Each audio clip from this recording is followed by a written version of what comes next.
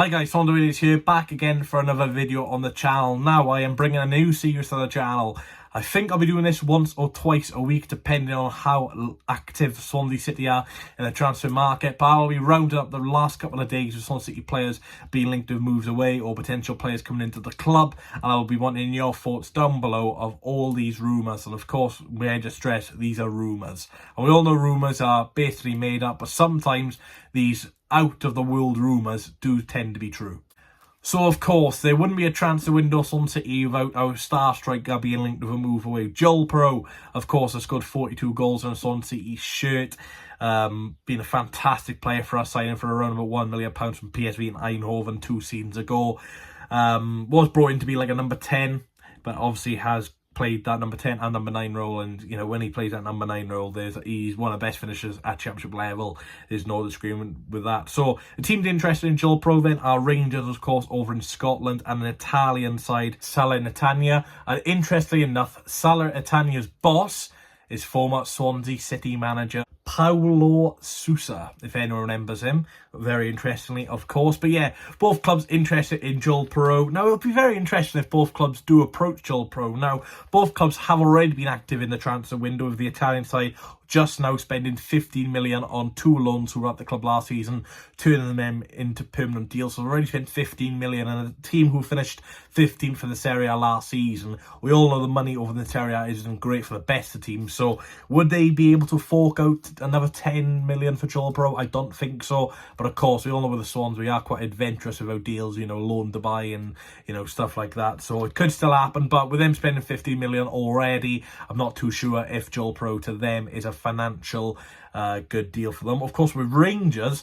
of course, they've got a bit of money behind them. Of course, in Scotland, obviously the TV deals over there aren't great, but with Rangers, you know, being the top 2 best teams in Scotland, they'll have a bit of money in their pocket. But Rangers are set to confirm the signing of Atalanta misfit Lamers for £3 million.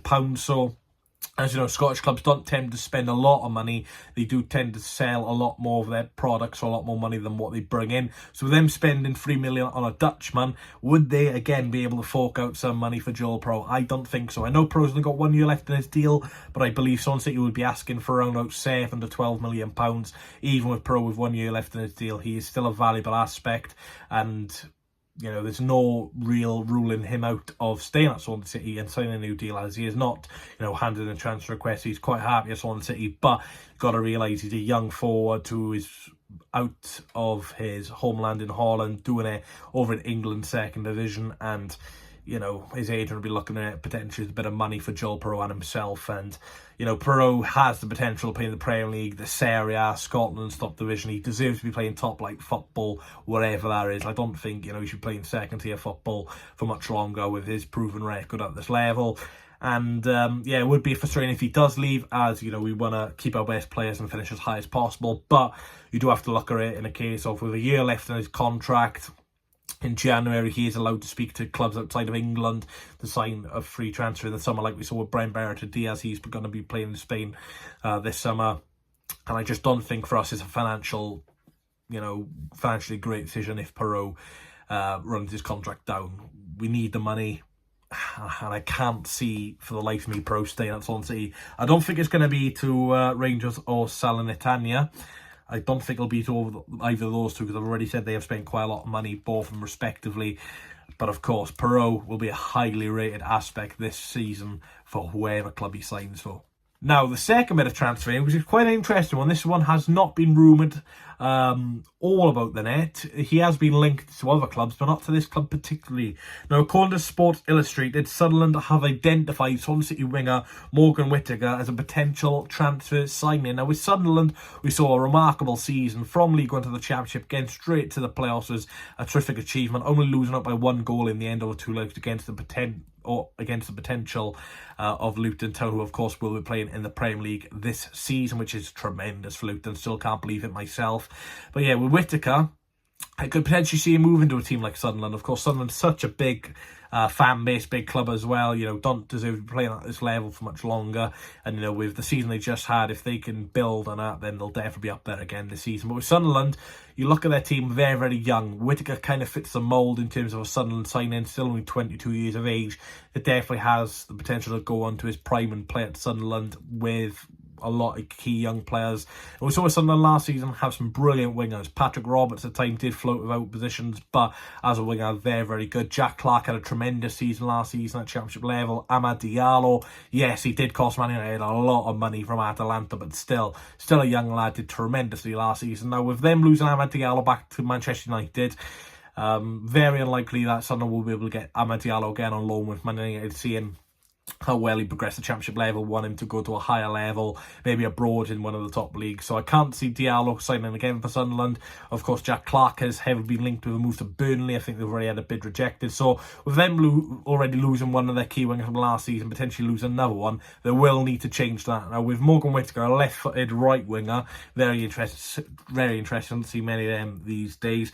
I think Whittaker to Sunderland would make sense. Now again, it's a case of would Sunderland be able to afford Morgan Whittaker? With them already potentially signing two youngsters, a player from Benfica and Joe Bellingham from Birmingham.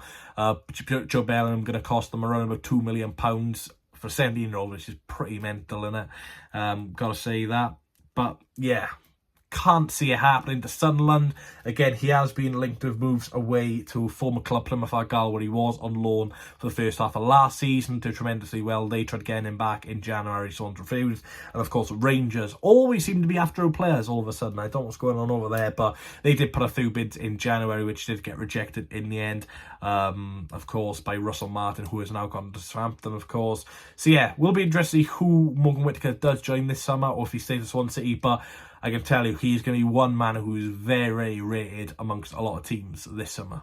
Now, the last bit of transfer news for this episode is according to Alan Nixon, Southampton want Swansea midfield pair Matt Grimes and Jay Fulton to reunite under former boss Russell Martin. Now, you just knew it was going to happen. You see it a lot in football these days. When Potter went to Chelsea, the amount of Brighton players they were linked to, the amount of Brighton staff, and, you know, they did say Mark Cucurella in the end. It's just a thing you see nowadays in football. A manager gets poached by another club, and the first couple of signings he brings in is players from the former team, and, you know, the fans are just left in the mud, essentially. But with Jay Fulton, it's a frustrating one. He's only just now signed a new deal with Grimes and Fulton. Grimes joined the club in 2015 from Exeter. Fulton joined the club in 2014 from Falkirk. So both players are approaching 10 years at the club, and both nearly approaching a testimonial as well, which you haven't seen too often at the club. I think the last one was Alan Tate, and unfortunately we lost that testimonial, which was never great. Of course, he's now at Nottingham Forest in the Premier with Steve Cooper. But yeah, with Grimes, I think it's a lot more realistic than Jay Fulton. Grimes has got a lot of a shorter contract than Fulton, but will cost a lot more money than Fulton. He's championship proven. Was praised by Guardiola as well for the way he played centre-half in that FA Cup game where he was a midfielder.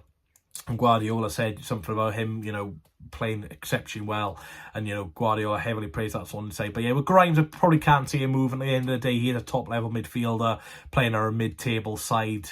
As much as it hurts me to say that, he needs to be playing either higher up in the league or Premier League, lower league. He definitely deserves that. For Fulton, you know, his family's happy in Swansea. He's just signed a new deal. Obviously, he didn't get on great with Russell Martin at the start, you know. So, you know, is he too bothered about Martin leaving? But it does show that Martin highly rates Fulton. Fulton was frozen out when Downs in the club, hardly had any game time.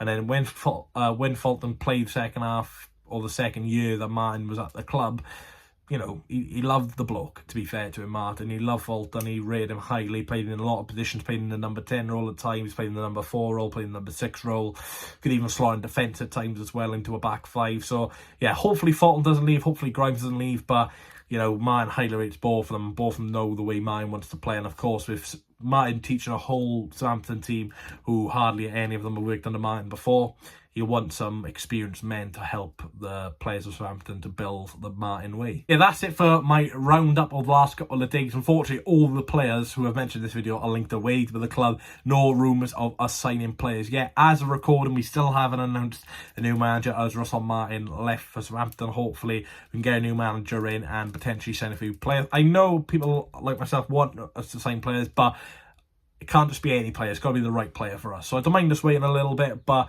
just hopefully we can get some links in sooner rather than later. Let me know if any of those players who I've mentioned in this video do you think will leave Swansea City this summer. I also will be giving updates on Joe Latabordia and Ryan Manning, where they're linked to as well, as they are still technically Swansea City players under contract. So, you know, gotta make a few more videos, get the ads coming in. You guys know how it is. But yeah, I do appreciate the support. Thanks for watching. Follow my social medias down below. And yeah, I'll catch you in the next one. Show you, I need one more chance.